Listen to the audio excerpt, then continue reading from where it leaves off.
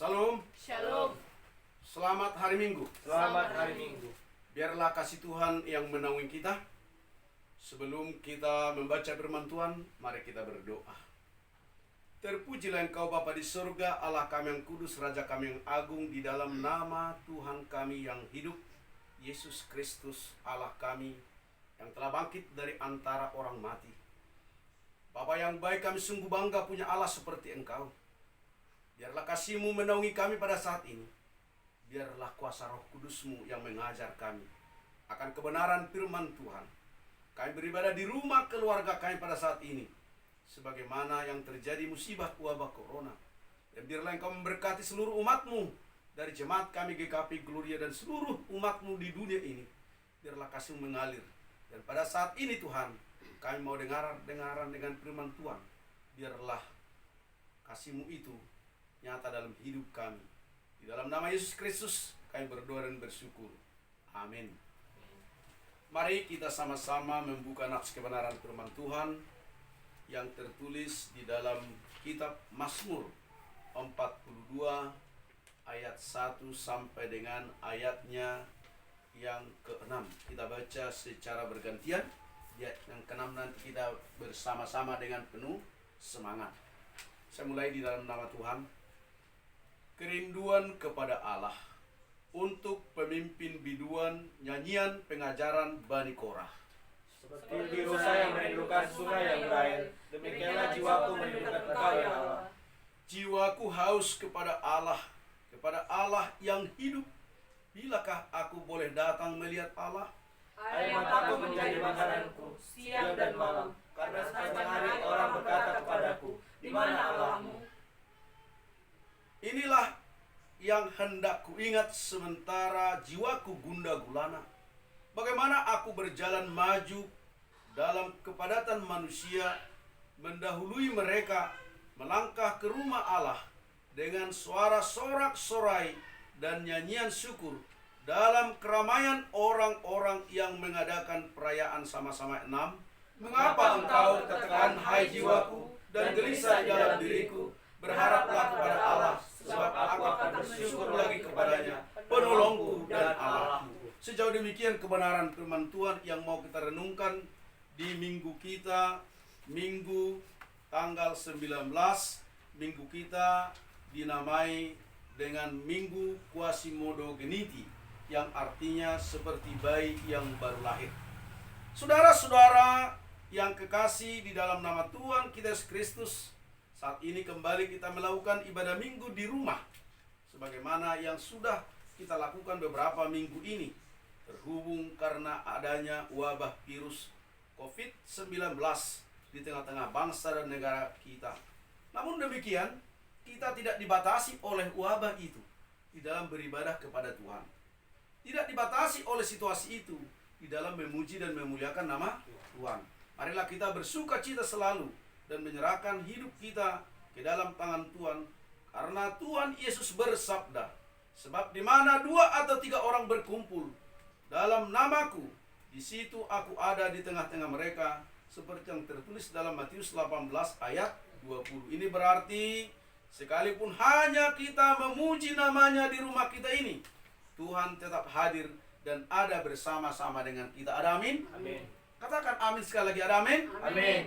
Saudara-saudara yang terkasih, seperti yang saya katakan tadi, minggu kita Quasimodo Geniti, yang artinya seperti bayi yang baru lahir, sebagaimana yang kita lihat di dalam 1 Petrus 2 ayat 2. Kita sama-sama mengerti bayi yang baru lahir biasanya selalu ingin akan air susu murni untuk pertumbuhannya. Demikianlah orang-orang percaya, orang-orang beriman kepada Tuhan kita Yesus Kristus, tanpa pertumbuhan yang sempurna, tanpa pertumbuhan yang baik, tidak mungkin dia mengenal Tuhan kita Yesus Kristus, dan tidak mungkin dia mau melakukan kehendaknya, dan tidak mungkin juga dia percaya kepadanya. Nah, satu hal untuk boleh kita sampai mengenal dan melakukan kehendaknya, tentu harus diawali dengan iman percaya. Orang percaya tidak ditentukan dengan kata-kata. Orang percaya tidak ditentukan oleh yang namanya senyum, tidak ditentukan oleh yang namanya pandangan, tapi ditentukan oleh pekerjaan. Kalau kita adalah orang yang beriman kepada Tuhan, apa yang dikatakan oleh Tuhan kita Yesus Kristus itu harus kita kerjakan. Tidak boleh tidak. Saudara-saudara yang terkasih, sehubungan dengan kebenaran firman Tuhan ini, maka nats khotbah kita pada minggu ini dibuat temanya jiwaku haus kepada Allah. Apa temanya? Jiwaku haus kepada Allah. Kalau kita membaca nats ini sangat jelas ditunjukkan bahwa pemazmur memahami kehausan akan Allah. Jiwanya haus akan Allah. Jika tubuh jasmani kita haus, biasanya kita butuh minuman atau butuh air yang murni. Tetapi dalam hidup kita, jika kita haus menjadi sebuah malapetaka jika kita tidak mengenal Allah. Melalui nats ini, pemazmur dalam hal ini Bani Korah sangat jelas menggambarkan kehausan rohani seperti seekor rusa yang kehausan akan air, seperti yang tertulis dalam ayat 2-3 disebutkan, seperti rusa yang merindukan sungai yang berair, demikianlah jiwaku merindukan Engkau ya Allah. Jiwaku haus kepada Allah yang hidup. Bilakah aku boleh datang melihat Allah? Di sini kita lihat bagaimana kehausan rohani pemazmur, atau secara pribadi bagaimana kehausan kita kepada kebenaran firman Tuhan. Saudara-saudara yang terkasih, ketika kita melihat yang namanya gambaran seperti rusa di dalam daerah Israel, rusa itu berada di antara bebatuan-bebatuan. Tentu kalau di antara bebatuan-bebatuan sangat susah untuk mendapatkan air. Di samping dia kepanasan oleh panas terik matahari, dan panas itu juga membuat batu-batu menjadi panas sehingga bertambah suasana panas. Tentu ini akan membuat kita cepat haus. Seperti itulah rusa, dia memandang ke seliling untuk melihat di manakah air untuk melegakan dahaga. Nah, ini gambaran daripada kehidupan orang yang mencari kebenaran firman Tuhan. Karena kita tahu dunia ini selalu menjanjikan hal-hal yang sementara. Dunia ini hanya fata morgana. Dunia ini seperti ibarat bunga-bunga yang mekar di pagi hari dan layu di sore hari, dan sudah itu hilanglah yang namanya kemegahannya. Dan artinya itu membuat kita akan menjadi haus. Di manakah yang sejati?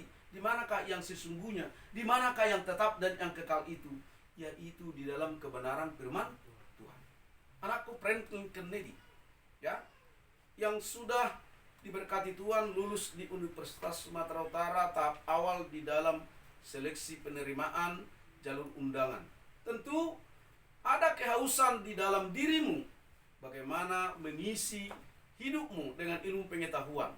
Nah, di situ tentu tidak mungkin hanya dengan kata-kata, harus menggali sumber-sumber pengetahuan, buku-buku, melalui yang namanya penelitian-penelitian, praktek-praktek. Disitulah nanti akan terlihat ada kehausanmu akan ilmu, sama seperti kita di sini. Stephen Yusuf Mertua di dalam penyelesaian perkuliahannya, bagaimana itu semua selesai, ada kehausan untuk menyelesaikan itu. Grace di dalam mencapai cita-citanya.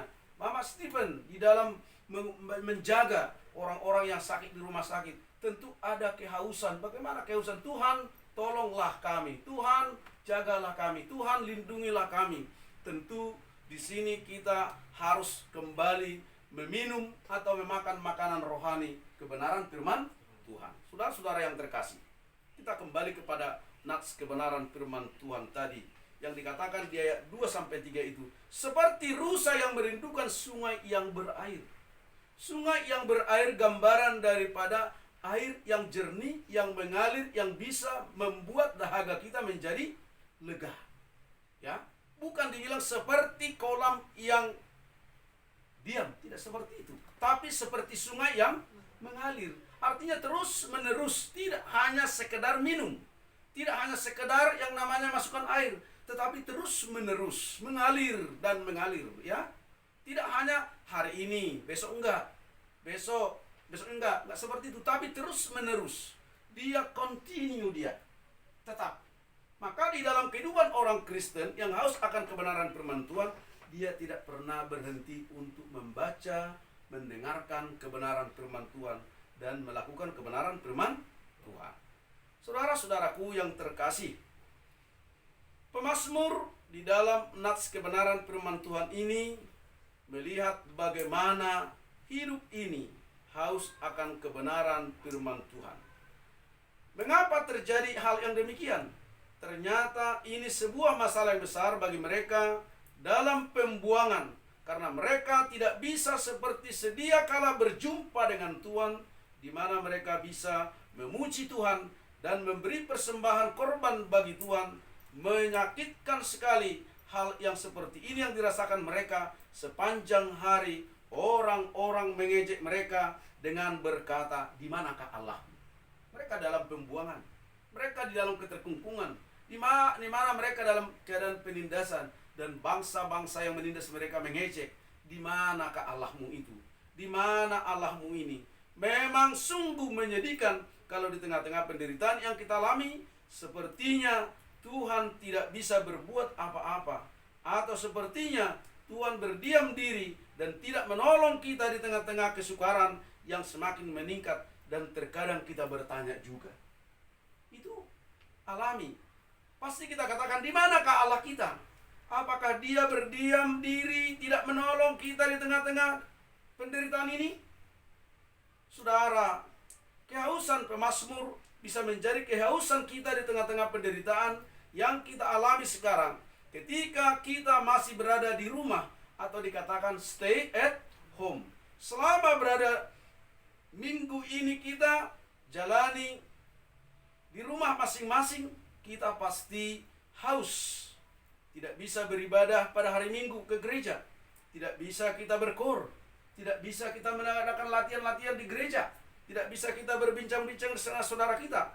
Maka saudara-saudara yang terkasih, jika kita merenungkan semua ini, apa yang dikatakan pemazmur dalam ayat 5 bisa menjadi pergumulan kita juga.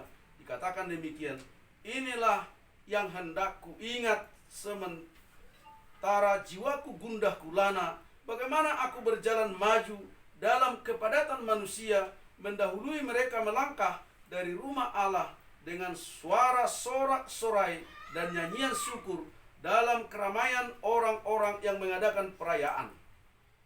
Pemazmur sangat merasakan kegundaan ketika tidak bisa berjumpa dengan Tuhan di baitnya. Tetapi ketika ada kesempatan, ia bergerak cepat mendahului orang-orang dengan sukacita dan sorak-sorai. Di sini kita lihat kehausan rohani akan menempatkan kita dalam posisi tidak terbendung untuk berjumpa dengan Tuhan. Saudara-saudaraku yang terkasih di dalam nama Tuhan, kita rindu untuk berjumpa dengan Tuhan di gereja kita. Ada kerinduan? Ada kerinduan. Ada kerinduan bertemu dengan para pemuda-pemudi? Ada kerinduan. Sama seperti Bapak juga ada kerinduan bertemu dengan pendeta, para penatua, para jemaat, dan semua kegiatan yang ada di dalam gereja.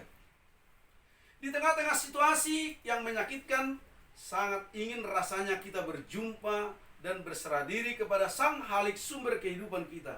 Tetapi sebagai umat Tuhan, kita yakin dan percaya bahwa Allah yang penuh kuasa akan bertindak untuk membebaskan kita dari penderitaan ini dengan waktu yang telah direncanakannya. Tuhan yang punya waktu. Kita menyerahkan hidup kita ke dalam tangan Tuhan. Saudara-saudara yang terkasih, kita akan kembali bersekutu dengan Tuhan, dengan saudara-saudara kita, dengan teman-teman kita, seperti yang telah dituliskan oleh Tuhan.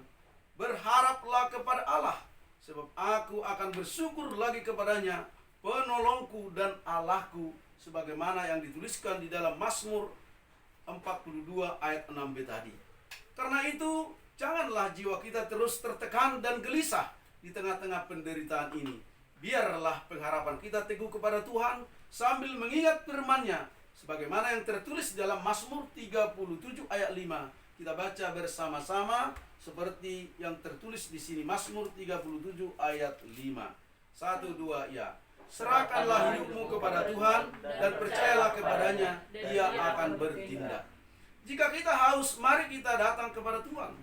Segala kecemasan yang ada, segala kekhawatiran yang ada, segala yang namanya kerisauan yang ada, kita serahkan kepada Tuhan. Itulah yang dikatakan oleh pemazmur tadi, Mazmur 37 ayat 5.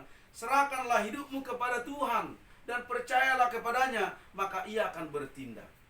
Sama seperti yang dikatakan oleh Joshua ketika kita membaca kebenaran firman Tuhan di dalam kitab Joshua. 31 raja-raja, dia bisa kalahkan semuanya. Dan dia berkata, sebenarnya Tuhanlah yang berperang. Tuhanlah yang menaklukkan semuanya itu. Tuhanlah yang mengusir semua musuh-musuhnya. Karena musuh-musuhnya itu tidak takut akan Tuhan.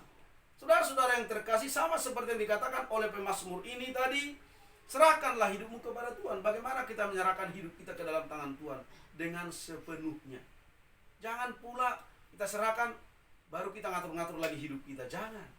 Ketika kita menyerahkan hidup kita ke dalam tangan Tuhan, maka Tuhanlah yang mengatur hidup kita. Ada amin? Bagaimana Tuhan mengatur hidup kita? Tuhan berkata, jangan kau bangun sebelum matahari terbit. Dan janganlah pula kau kelamaan tidur. Dan janganlah pula kau mengerjakan hal-hal yang sia-sia. Tetapi kerjakanlah yang berguna bagi kehidupanmu dan bagi kemuliaan nama Tuhan. Nah, orang yang menyerahkan hidupnya ke dalam tangan Tuhan, tentu dia percaya Tuhanlah yang akan menyelesaikan semua persoalan-persoalan hidupnya. Jangan pula dibawa ke dalam pikirannya, di dalam otaknya, itu yang dipikirkan siang dan malam sehingga dia stres. Setelah stres dia bagaimana? Stroke. Setelah stroke bagaimana? Stop alias monding, ya kan? Jangan sampai memikir-mikirkan itu semua. Banyak persoalan yang kita hadapi, banyak problema yang kita hadapi. Tapi kita harus percaya seperti yang dikatakan pemazmur tadi. Serahkanlah hidupmu kepada Tuhan dan percayalah kepadanya, maka Dia akan bertindak. Sama dengan ini, sudah banyak kita lihat bagaimana yang namanya tentang virus corona ini. Ahli A mengatakan beginilah obatnya, ahli B mengatakan beginilah obatnya, ahli C mengatakan beginilah obatnya. Apapun yang dikatakan mereka itu tidaklah satu obat yang pasti. Obat yang pasti adalah ketika Tuhan bisa ada di tengah-tengah kita. Tuhan akan mengusir wabah corona itu. Sebagaimana dulu yang terjadi wabah di tanah Mesir. Seluruh orang-orang di Mesir akan kena wabah, kecuali orang Israel yang mau tinggal di tanah Gosen. Setiap orang yang berada di tempat yang telah ditentukan Tuhan, ada aturan. Ya, ada aturan. Jangan pula ada dia bilang stay at home, tapi keluar-keluar pula sakit pula dia. Ya Tuhan, aku sakit ini. Nah sekarang dia tidak ada aturan. Aturan diberikan kepada kita. Stay at home, cuci tangan dengan bersih, kemudian pakai masker kalau keluar-keluar, kemudian apa lagi? Makan vitamin, kemudian social distancing, jaga jarak, ya. Kemudian jauhkan yang nama seperti duduk kita ini 1 meter, 1 meter, 1 meter. Ya kan? Mungkin geser sedikit 1 meter. Nah, di sini harus kita ikuti apa yang dikatakan oleh Tuhan di dalam kehidupan kita. Kita ikuti apa yang dikatakan oleh pemerintah kita ikuti. Karena pemerintah itu berasal dari Tuhan. Tuhan mengingatkan kita, ya, sesungguhnya manusia itu tidak berdaya. Coba mau pemimpin agama mana sekarang ini mau mengatakan aku mau mengusir corona? Tidak bisa, ya. Mau presiden mana mengatakan kami bisa mengusir corona? Siapa yang bisa itu? Satu-satunya ikut aturan yang diberikan oleh Tuhan. Berserah kepada Tuhan, seperti yang dikatakan Mazmur 37:5. Serahkanlah hidupmu kepada Tuhan dan percayalah kepadanya, maka Tuhan akan bertindak. Tuhan akan bertindak seturut dengan waktu Tuhan. Yang jelas, kalau Tuhan bertindak, maka kita akan selamat. Saudara-saudaraku yang terkasih, mengakhiri daripada khotbah ini, mari kita lihat kembali kepada nats kebenaran firman Tuhan. Sebagaimana kita juga mengetahui di dalam perjanjian baru, dituliskan bahwa Yesuslah air kehidupan di tengah-tengah kehidupan kita. Tidak mungkin jiwa kita dahaga jika sudah dipuaskan oleh yang namanya oleh Tuhan kita Yesus Kristus. Tetapi kalau kita dipuaskan oleh dunia ini, kita akan dahaga. Di sisi lain kita juga sangat haus akan Allah di tengah-tengah penderitaan yang sangat sakit sekalipun. Berbagai persoalan hidup, kegelisahan, kecemasan, kekhawatiran bisa menjadi pemicu kehausan kita akan Allah. Oleh karena itu, hanya di dalam Kristuslah jiwa kita dipuaskan. Yesus bersabda, "Barang siapa haus, hendaklah dia datang kepadaku dan minum." Dari pernyataan Yesus, kita menyimpulkan bahwa kehausan jiwa kita hanya kita peroleh dalam Kristus, air kehidupan itu. Karena itu kita semakin kuat dalam menghadapi tantangan dan penderitaan dalam hidup ini. Dan agar kita bertumbuh secara rohani, marilah kita menyambut Kristus di tengah-tengah kehidupan kita. Hanya bersama Dia kita akan menikmati kepuasan jiwa yang sejati. Kiranya Tuhan Yesus memberkati kita semuanya. Amin. Amin. Tuhan memberkati kita semua. Mari kita berdoa.